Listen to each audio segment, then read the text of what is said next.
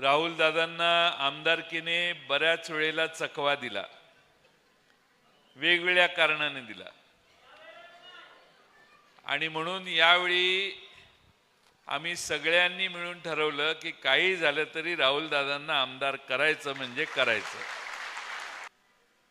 महापालिकेमध्ये काही कर्तबगार, अतिशय चांगलं संघटन आणि सर्व स्तरावर लोकांच्याशी ॲक्सेस असणारा नेता, कार्यकर्ता म्हणून मला राहुल दादांची ओळख आहे। राहुल दादा सर्वांशी बोलू शकतात, लहान मुलांपासून म्हाताऱ्या माणसापर्यंत, भगिनींच्या पासून युवकांपर्यंत चांगला संपर्क आणि चांगला संवाद ठेवण्याची क्षमता आहे।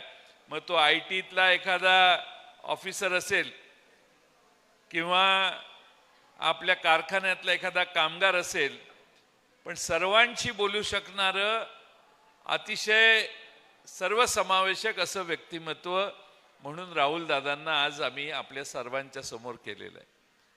मागच्या वेळी काही गडलत झाली आणि राहुल दादांना आम्ही चिन्ह दिलं नाही, त्याची सगळी बॅकलॉग भरून काढण्याचं काम यावेळी तुतारी वाजवणाऱ्या माणसाच्या हस्ते दिलं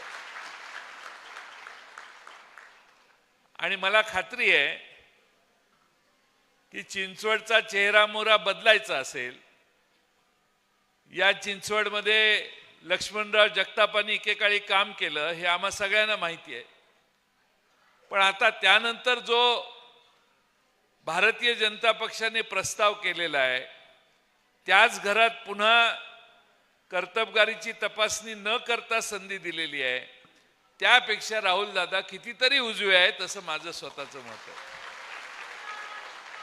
त्यामुळे चिंचवडकरांना विनंती करण्यासाठी मी आलोय की ही महापालिका जी आहे त्या महापालिकेमध्ये सध्या ज्या गोष्टी चाललेल्या आहेत त्या थांबवण्याची खरंच गरज आहे। अगदी रस्ते साफ करायला गाड्या घेताना पण 700 कोटीचे टेंडर घेताना पण माणसं मॅनेज करण्याची व्यवस्था या शहरात होते, ती दुसऱ्या महाराष्ट्रात कुठेही शहरात होत नाही।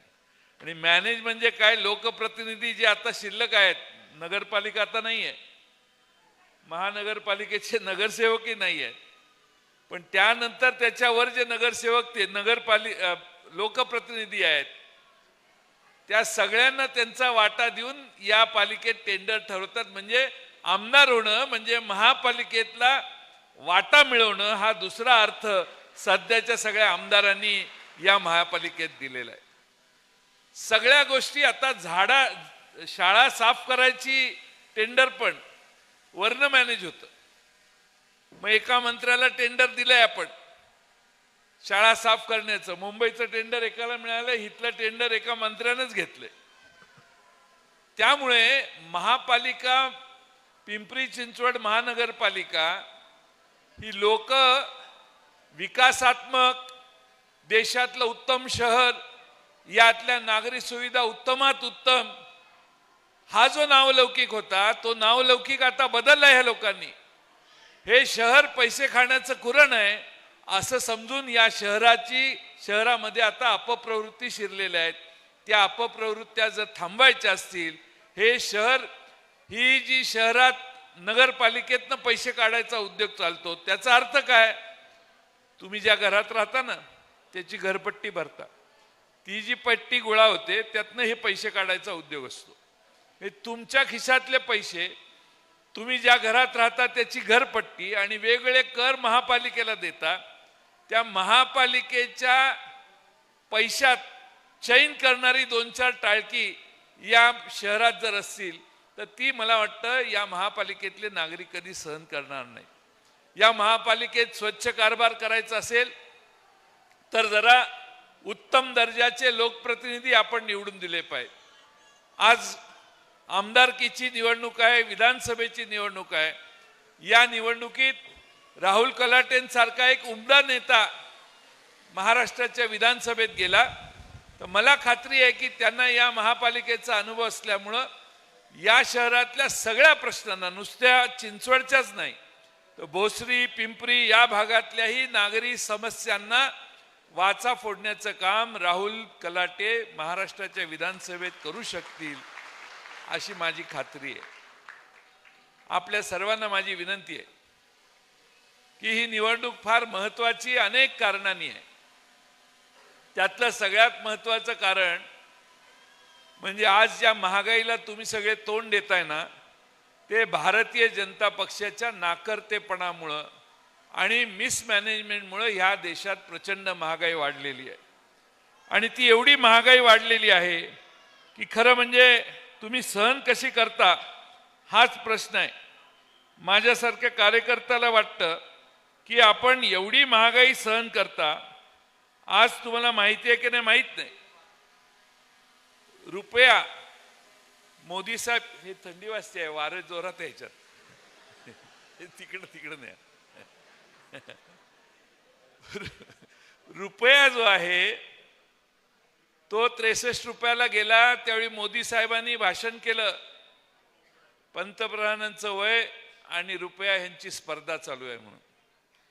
आता रुपया पंतप्रधानांची स्पर्धा करत नाही. तो एवढा पुढे गेला की आता सगळ्यात लो भारताच्या इतिहासात रुपयाची किंमत एवढी कमी कधी झाली नव्हती. आज $1 खरेदी करायला गेला तर 84 रुपये 33 पैसे तुम्हाला मोजावे लागतात. अजून थोड्या दिवसांनी इलेक्शन होऊ दे. इलेक्शन आहे महाराष्ट्रातलं म्हणूनच थांबलं असेल, पण 85 रुपयापर्यंत हे बहादर आपला रुपया पोचवल्याशिवाय राहणार नाही. म्हणजे या भारतामध्ये तुमच्या खिशातल्या पगाराची किंमत कमी झाली. या देशात जो सामान्य नागरिक 10,000 रुपये पगार घेतो तो कदाचित आता 8,000 रुपये पगार घेतो असा त्याचा अर्थ झाला. दुसरा महत्त्वाचा भाग म्हणजे मागच्या 2 वर्षात सगळ्यात इन्फ्लेशन जास्त सध्या आहे. एवढं इन्फ्लेशन यापूर्वी कधी नव्हतं. प्रचंड महागाई, प्रचंड इन्फ्लेशन वाढल्यामुळे झालेली आहे. आणि त्यामुळं या देशात दुसरं एक महत्त्वाचं समस्या येणार आहे.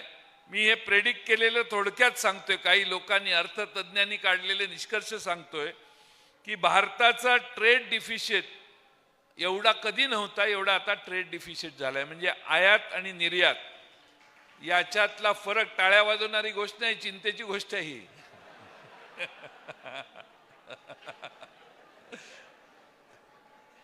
आयात जे करतो त्या आयातीपेक्षा कितीतरी कमी आपण निर्यात करतोय. हा ट्रेड डिफिसिट तयार झाल्यामुळं आणखीन रुपया खाली पडेल याच्यात मला काही आश्चर्य वाटत नाही. दुसरा महत्त्वाचा भाग म्हणजे या देशात पर्सनल टॅक्स सगळ्यात जास्त आहेत. आतापर्यंत देश स्वतंत्र झाल्यापासून एवढे पर्सनल टॅक्स कधी नव्हते. एवढा टॅक्स भारतातला नागरिक आज भरायला लागलेला आहे. आणि त्यामुळं याचा परिणाम म्हणून आज भारतामध्ये अनएम्प्लॉयमेंट ही सगळ्यात पीकला गेलेली आहे. हे देशाचं निरीक्षण मी जयंत पाटलांनी नाही केलं.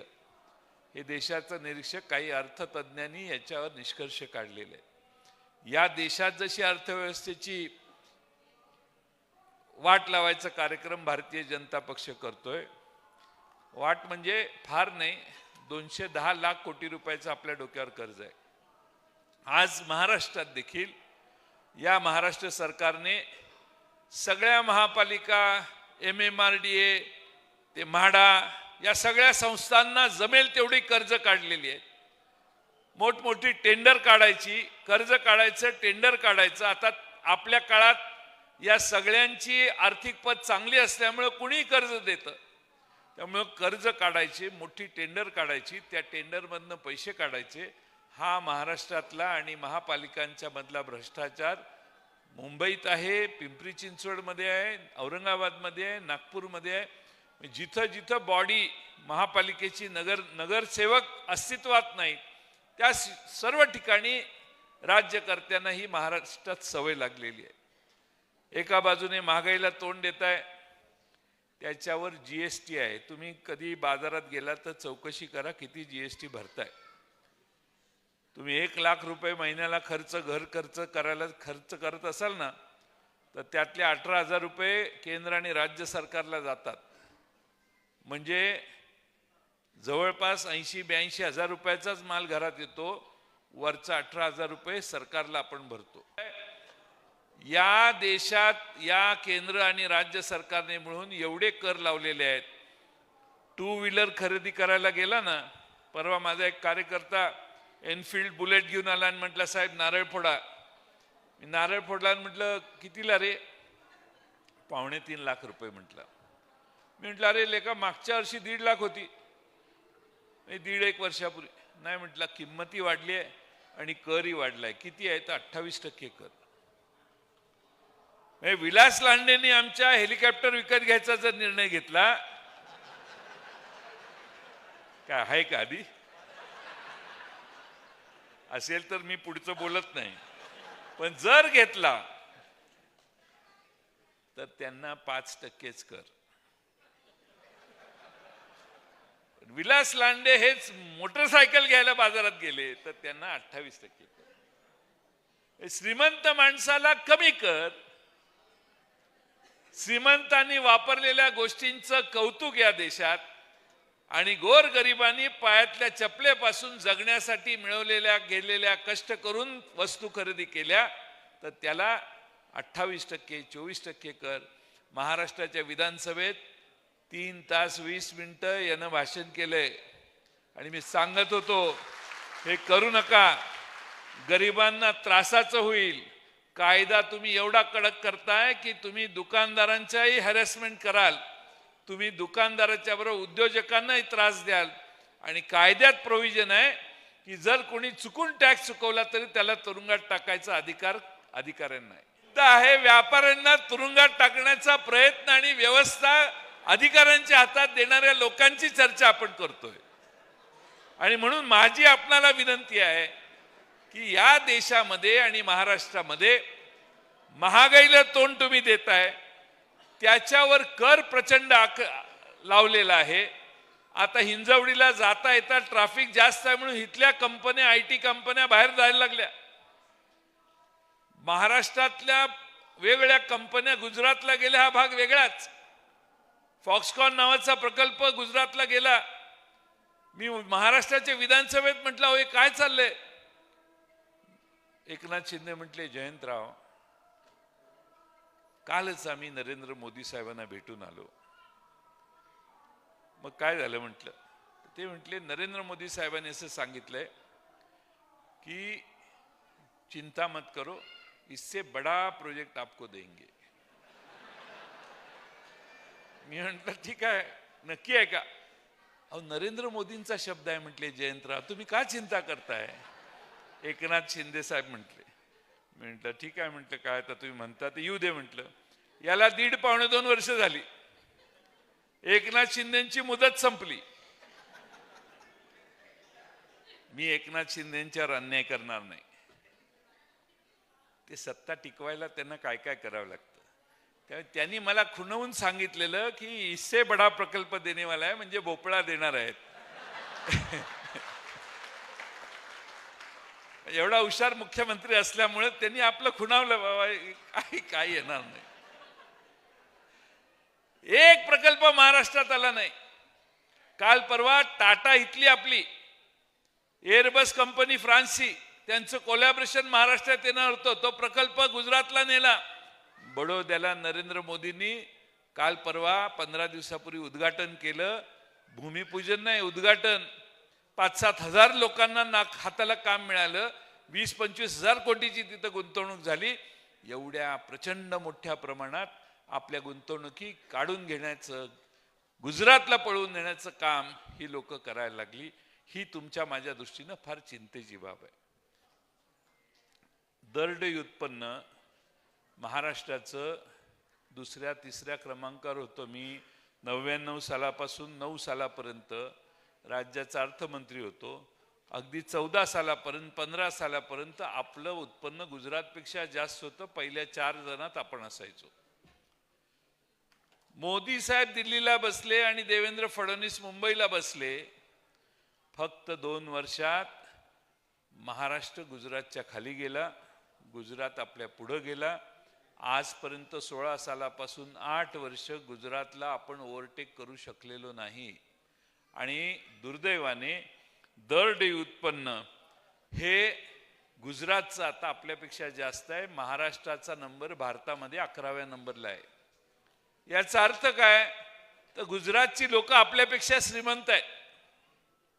साधा अर्थ, गुजरात आपल्यापेक्षा श्रीमंत झाला, आम्ही गुजरातच्या मागे राहिलो, याची जबाबदारी देवेंद्र फडणवीस आणि भारतीय जनता पक्ष आणि सध्या राज्य करणाऱ्या राज्यकर्त्यांची आहे. हे आपल्याला नाकारता येणार नाही. मधल्या काळात एक 10-12 दिवसापूर्वी एक बातमी आली. भारताचं सकल उत्पन्न जे आहे त्या सकल उत्पन्नात महाराष्ट्राचा नेहमी वाटा 15% असायचा. बातमी काय आली? तर 15%चं उत्पन्न, भारताच्या सकल उत्पन्नात 15% आमचा हिस्सा होता, तो 13%वर आला. 2% आम्ही घसरलो. याचा अर्थ 2-4 लाख नाही, बरेच लाख कोटी रुपये संपत्ती निर्माण करायला आम्ही कमी पडलो. आमचा 15%चा वाटा 13% झाला. याचा अर्थ दुसऱ्या कुणीतरी ते 2% भरून काढले, आम्ही कमी पडतो, हे यातनं पुन्हा एकदा लक्षात येतं. आणि म्हणून महाराष्ट्राची अधोगती थांबवायची असेल तर आपल्याला हे सरकार बदललं पाहिजे. प्रचंड मोठ्या प्रमाणात भ्रष्टाचार करण्याची सवय या लोकांना आहे. यांनी छत्रपती शिवाजी महाराजांनाही सोडलं नाही. त्या मालवणला छत्रपती शिवाजी महाराजांचा पुतळा हा यांनी 8 महिने फक्त टिकला. मोदी साहेबांनी उद्घाटन केलं, 8 महिने टिकला, 8 महिन्यांनी पडला. छत्रपती शिवाजी महाराज हे तुम्हा आम्हा सगळ्यांचा स्वाभिमान आहे. छत्रपती शिवाजी महाराजांचा पुतळा उभा करताना देखील तकलादू मटेरियल ह्यांनी वापरलं, त्यात भ्रष्टाचार केला, म्हणून तो पुतळा कोसळला. एकनाथ शिंदे साहेब म्हटले वाऱ्यामुळं पुतळा कोसळला. बघा, मी दुसऱ्या दिवशी गेलो, म्हटलं का कसा बघूया म्हटलं. लोक म्हटले, मी म्हटलं अरे वारं कुठून आलं? नाही वारं नाही म्हटलं, पण इकडं नेहमी येतं. मग ते वाऱ्यामुळे पडला. ते म्हटले साहेब वाऱ्यामुळे पडला असेल तर इकडं पडायला पाहिजे, वारं ज्या बाजूने येतं त्याच बाजूला पुतळा पडला म्हटलं. असं राज्य चालवण्याचा कार्यक्रम सध्या चालू आहे. पण छत्रपती शिवाजी महाराजांचा पुतळा पडला, त्याचं प्रायश्चित्त मराठी माणसांनी, महाराष्ट्राने एकनाथ शिंदे सरकारला दिलंच पाहिजे, त्याबद्दल दुमत नाही. याच्यात जर आपण कमी पडलो तर शिवाजी महाराजांचा विचार, शाहू फुले आंबेडकरांचा विचार संपवण्याचं पाप ही लोक करू शकतात. आणि म्हणून शिवाजी महाराजांच्या पुतळ्यामध्ये ज्यांनी भ्रष्टाचार केलाय त्यांना घरी बसवण्याचं काम उद्या सगळ्यांनी आपण करायला पाहिजे. तिन्ही पक्षांनी, दोन्ही कम्युनिस्ट पक्षांनी, शेका पक्षाने पाठिंबा दिलेले उमेदवार म्हणून राहुल कलाटे इथं उभे आहेत. तुम्हा सर्वांना माझी कळकळीची विनंती आहे की पिंपरी चिंचवडमध्ये नवं राजकारण उभा करायचं असेल तर या नव्या रक्ताला वाव देऊ आणि राहुल दादांना विधानसभेवर पाठवू. मी तुम्हाला विश्वास देतो की महाराष्ट्राची सगळी ताकद सरकारची राहुल दादांच्या मागे राहील आणि या चिंचवडचा विकास करण्याचं काम आम्ही चांगल्या पद्धतीनं करू, एवढाच विश्वास देतो आणि पुढे जाण्यासाठी आपल्या सगळ्यांची रजा घेतो. धन्यवाद सर.